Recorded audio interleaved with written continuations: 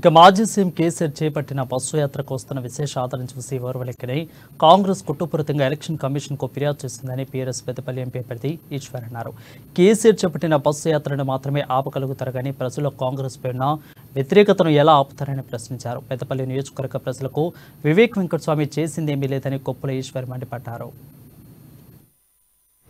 ఈ బంగారు చెంచాలతోటి ఉగ్గు తిందువా, ఈ కాన్వెంట్ స్కూళ్లలో చదువుదువా, సమాధానం చెప్పు. ఎందుకు పార్టీ మారినవు? మీ నాయనని నిజంగా ఆత్మలంటూ ఉంటే మీదికెళ్ళి అరే నువ్వు చేసేది కరెక్ట్ కాదని అంటాడో అనడో ఒక్కసారి తెలుసుకో. కాంగ్రెస్ పార్టీ నీదే, బీఆర్ఎస్ పార్టీ నీదే, మళ్ళా కాంగ్రెస్ పార్టీ నీదే, మళ్ళా బీఆర్ఎస్ పార్టీ నీదే. మీ నాయనకు అస్సలు ఇష్టం లేనటువంటిది మీ సామాజిక వర్గానికి కావచ్చు. నువ్వు అంబేద్కర్ ఇష్టాన్ని దండేస్తావు కదా, బీజేపీ పార్టీలకు ఎట్లా పోతావు చెప్పు? ఏ పద్ధతిలో పోతావు? ఎట్లా పార్టీ సభ్యత్వం తీసుకుంటావు? మళ్ళా కాంగ్రెస్ కు వచ్చినావు అంటే మీకు ఒక పద్ధతి ఉన్నదా? ఇలా ప్రచారం జరుగుతున్నది.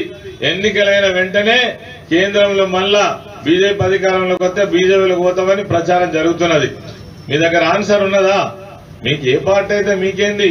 మీకు కావాలి అధికారం. ఎవరు అధికారంలోకి వస్తే అధికారాన్ని కొనుక్కోవడం కోసమే మీ నాయన కాంగ్రెస్ పార్టీ. నేను అడుగుతున్నా.